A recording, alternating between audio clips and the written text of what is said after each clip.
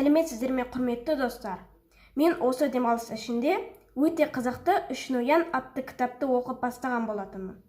Мен бұл кітапты барып арнайы кітапханадан алған болатынмын.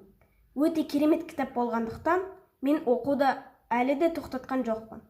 Кітап 287 беттен тұрады. Өте қызықты әңгіме деп айтуға болады. Бұл кітап менің көңіліме шықты.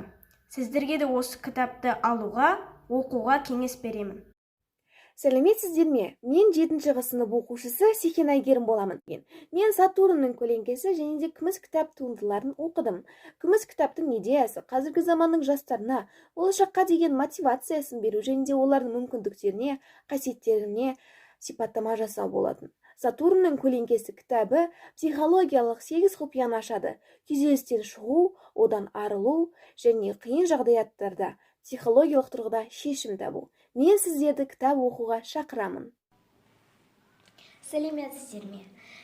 Мен осы жақында қазақ әдебиеті кітабынан өте керемет бір шығарманы оқып едім.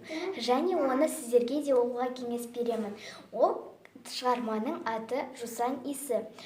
Ол шығармада жақсы мотивация алдым. Және бәріміз бірге кітап оқиық. Сіздерді де осы кітапты оқуға және оның ішіндегі тақырыптарды оқуға, сол «Жусан иісі» тақырыбын оқуға шақырамын.